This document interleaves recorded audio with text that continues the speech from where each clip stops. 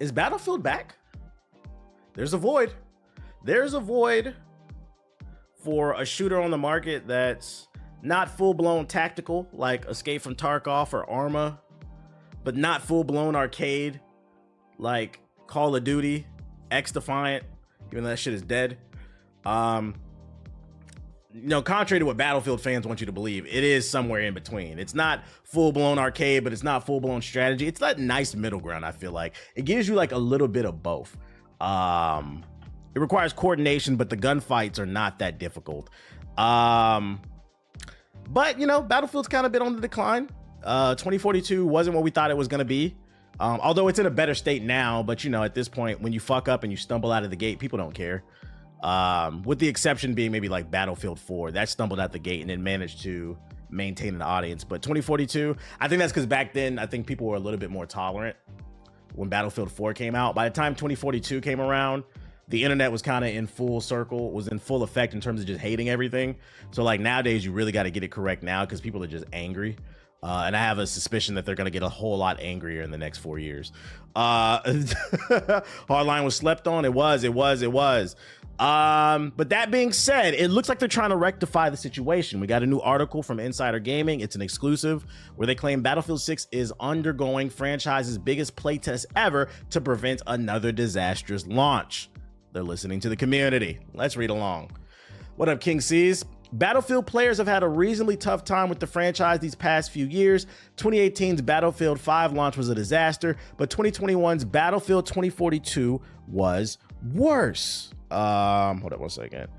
Pushing a lot of Battlefield fans away from the franchise, but now with just a year into the next major installment in the Battlefield universe set to release, EA and DICE have a lot of making up to do. Officially, EA has said all the usual buzzwords you'd come to expect in its financial calls to promote the next game, from innovation to groundbreaking. They have to say that. They're talking to investors, and these investors don't play games. They don't know any better. So when they hear innovative, groundbreaking, they're like, ooh, we're going to get our money's worth. In an interview with IGN earlier this year with head honcho Vince Zampella, they confirmed to Insider Gaming's past reports that the franchise was taking it back to its roots approach, with 64 players, all-out destruction in a modern setting. Upgrade those PCs. It all looks promising on paper, yet the scars of the past will still burn today with its community, and the fans of the franchise are still apprehensive about the future. Considering the franchise's last two blunders, it's understandable, but this time EA and DICE seem to be all in on ensuring it doesn't happen a third time. On a funding front, the next Battlefield has the most resources in the franchise's history. Oh my God, I hope this game is good because they're going to use that against you, the internet. This game cost $500 million. What happened, bro? 4 studios are currently working on Battlefield: DICE, Motive, Criterion Games, and Ripple Effect. More importantly, EA and its studios seem more interested in gaining player feedback this time around. What? Listening to the consumer? Of course, it's not uncommon for games to have playtests during development. Almost every game has them at one point or another, but this time around, things are a lot different. I actually disagree. I'd argue most games don't have playtests. If you're not playtesting a game at least 6 months to a year, even further back before the game comes out, that's not a real playtest. Motherfuckers be doing playtests 3 months before the game comes out, 2 months before the game. Some Call of Duty's super guilty of this. They'll do a playtest a month before the game comes out, and people are like, oh, I got the beta test. I left some feedback on the Reddit. Newsflash, buddy. Your feedback fell on deaf ears. That was a demo. That was not a real playtest. That was not a beta. Sources say the playtests with external players are happening much more frequently than in past installments, and the amount of data and feedback collected is the most the franchise has seen in its history. From small feedback sessions to large-scale playtests, Battlefield is now taking the much-needed player-first approach. Putting the consumer first. Wow. It's an approach that we'll see can be continued to play out continue to start of the year too, as it's understood that EA and its studios have been eyeing up the return of the Battlefield community's test environment, but to what scale that's incorporated at this time is unclear. There should be a play test like every couple iterations so they know if they're moving in the right direction. Yeah. Like if you announce a game and you know it's not coming out for 2 years, do a closed play test where people got to sign an NDA. You're not allowed to share footage. Do one there, give some feedback, then come back like a year later, do another one, or 6 months, do another one. If you want to invite the same people to kind of keep it in house, like do it that way. Like the earlier, not super early, not like alpha, because a lot of people don't understand what alpha is, and I think Wolverine proved that. People were calling that game trash, but when you got a decent build, basically, when you got a decent build. Shout out to Woozilla with the sub, Frostbite, aka the CPU Slayer, you know it. All in all, Battlefield seems to be trying to mend the mistakes it's made with the return to a modern military shooter with destruction, 4 classes, and 64-player battles. EA could have a win on its hands. That being said, we're still a year away from the release and things could change, but so far, at least Battlefield could be back. We love to hear that. Yeah, do that. The earlier the better with these playtests. Do as many as you can. Also provide, I think another issue too sometimes with these games, make it as easy as possible to provide feedback. Like at the end of a play session, like a survey should pop up asking people questions, or if you don't want to do like a multiple choice question, just like a survey a thing pops up and you can leave notes in there for the developers. Like make it as easy as possible, because I do feel like sometimes with these betas and these playtests, they rely on Twitter and Reddit for like information, when I think it's more ideal to keep things in house, because people are lazy. There's going to be a lot of people that are going to play a beta and they will not go to Reddit, they will not go to Twitter. A lot of people don't even have, matter of fact, a lot of people don't even have Twitter. They're deleting Twitter. I've lost 2,000 followers in the last week. I was like, oh, that's why I've been like hopping on Blue Sky. I'm like, it might be something to this Blue Sky. Like people are really not fucking with Twitter. We've seen it with Mastodon. We've seen it with a couple other sites where people are like, oh, we're leaving Twitter, we're going to this Twitter alternative, and it always falls apart. And I always make jokes about it, but I'm like, Blue Sky feels a little bit different. Blue Sky feels a little bit different. So make sure to follow me, because I've never seen so many people delete their account like that. Too many racists on Twitter. Yeah, it's too much stupid shit on Twitter. You can't have one thing I like about Blue Sky is people just on there having conversations and memes and shit. Like it's more level-headed. And also you can mass block people. I love that shit. Threads and Blue Sky is the biggest competitor. I read Threads is having a comeback. I don't know how true that is. Every time I log onto that app, I'm not gonna lie, it just be mad sexual shit all over the timeline, which is weird because I don't be on that app. I've never liked a single post on Threads. Every time I open the Threads app, it's nothing but booty. I'm like, I don't follow any of these chicks. I'm like, what the fuck is this shit? Like, I don't like that either. I'm not trying to open up a damn porn app. Threads is all booty pics. Okay, so I'm not the only one then that sees that shit. Yeah, I'm not the only one. So I think Blue Skies actually has, I'm not saying it will, I'm saying I think Blue Skies actually has an opportunity to disrupt the market.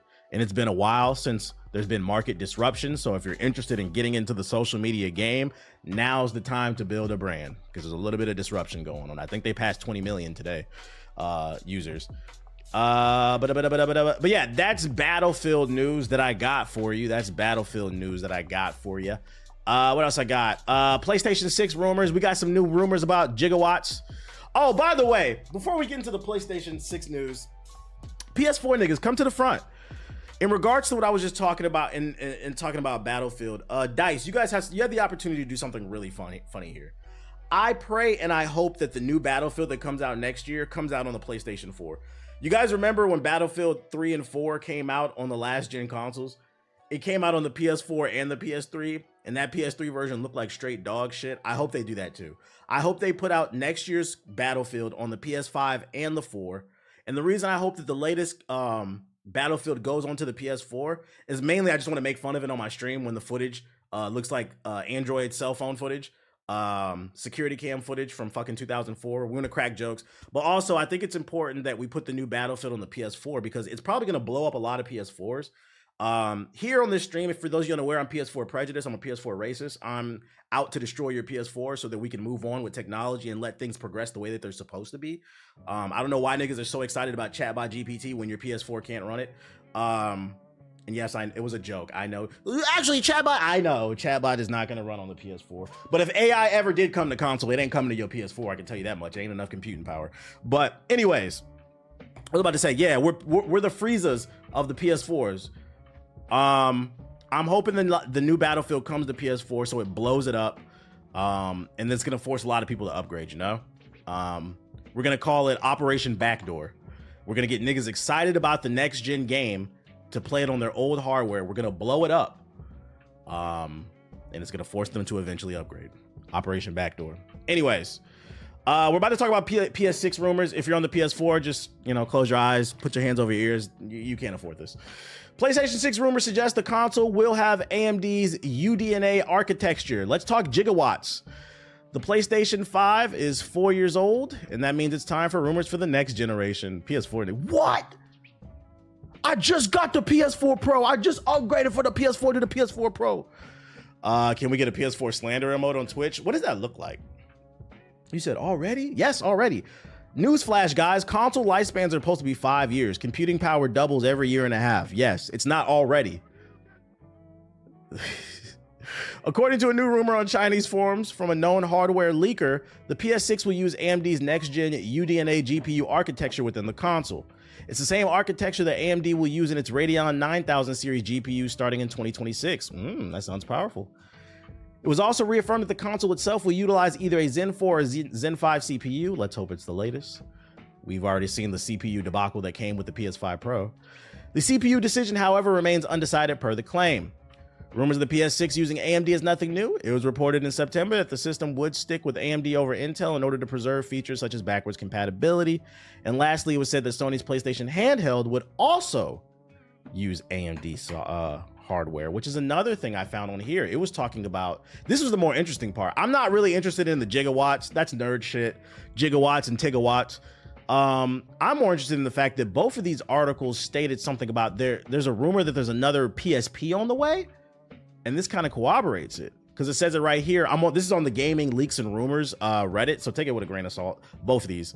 But right here it says the same thing. Sony's handheld will also use the AMD hardware. So this is like the third time we've seen this rumor pop up. I'm starting to believe where there's smoke, there's fire. Fuck Intel, fuck Intel. If you got an Intel in your PC, an Intel CPU, it's because you give Intel to the feds. We don't like that shit. But yeah, this is the third time that we've seen this rumor pop up. I'm starting to believe where there's smoke, there's fire, and I'm hoping it's true. I said it on the last stream if you weren't here. I'm starting to feel like as I get older, what was old is new again. I'm starting to feel like Nintendo once again was ahead of the curve. It's starting to feel like handhelds are the future. Like, yes, there are limitations with handhelds. You can only pack so much hardware into it, but it's the convenience in handhelds that I think is going to bring it back and make people appreciate it. And we've seen it. It started with the Switch. Then the Steam Deck came out. The Steam Deck came out and it changed everything. You got the Asus ROG, the MSI Claw, a couple others. I have a Backbone for my phone. I stream games to it. I be playing games on the couch and in the bed. Yeah, it's like a resurgence. And like my theory is the reason why we're seeing handhelds come back is because gamers are getting older. And it's becoming harder to just sit here at the computer or at the TV and play games. People got to multitask. People got, significant others, maybe a job where the only time they might have some free time is during their security job where they don't pay attention to the monitors. So, you whip out a Switch, you whip out a Steam Deck. You got kids, and you want to spend time with your kids, but you also want a game. So it's a little bit easier when you got a handheld and you're not just, focused on the monitor. I think as gamers age, I think handhelds might be the future. And I think another reason that corroborates my theory is Xbox confirmed they're working on a handheld as well. So we got the Steam Deck. We know a Steam Deck 2 is coming. You got all those other spinoffs of the Steam Deck. We know the Switch 2 is coming. Xbox confirmed a handheld. And now we got another rumor pointing at the fact that Sony is going to work on one. Now, which one will be the best? I don't know, but I'll tell you which one will probably be the worst, the Sony one, because they don't support their hardware. and let's just say, I hope I'm wrong, but they have a bad track record of supporting their hardware. I hope if this rumor is true, that there's going to be a handheld to complement the PS6, that they support it. Sony, please don't put something out, charge us $1 gazillion, and then don't support it. So let's wait and see. Take it all with a grain of salt. Let's see what else I got for you. How do you think Sony will do with cloud gaming? How do you think Sony will, you mean deal with? They already do it. We actually got news on that today. That's what that PlayStation Plus, the tiers above the regular PlayStation Plus, you can stream games. They already do it. I just hope that you don't have to be connected to Wi-Fi to play games like the Portal. Exactly. Well, based off these rumors, it wouldn't be because they're saying it's AMD hardware. So like this would be a real handheld with actual computing power. Obviously, it would be able to stream as well, probably. But I think this rumor is stating that this is going to be an actual PSP. It's not going to be like that Portal shit. But speaking of the Portal, we do have some news today. An update is coming. Update came out. It's currently in beta, so it's rolling out. If you have a Portal, it might not be available to you as yet, but it's rolling out in waves. The PlayStation Portal will be able to stream games completely. For those of you unaware, the PlayStation Portal was only allowed to use, you were only able to stream games directly from your PlayStation to the Portal, meaning your PlayStation had to be on, or it had to be in sleep mode, and you could turn it on with this, and then you had to have a Wi-Fi connection to connect. This latest update will allow you to stream games directly from the PlayStation Plus catalog using your internet, so your PS5 no longer has to be on. So you could throw this in the backpack as long as you have an internet connection, you can stream games. So people are excited about that. Still, in my opinion, not worth $300. This would be a cool device if it was like $100. I just don't see anything here that this is a PlayStation controller with a screen in the middle that streams. If this thing was $100, shit, I might get one because I heard it works really well.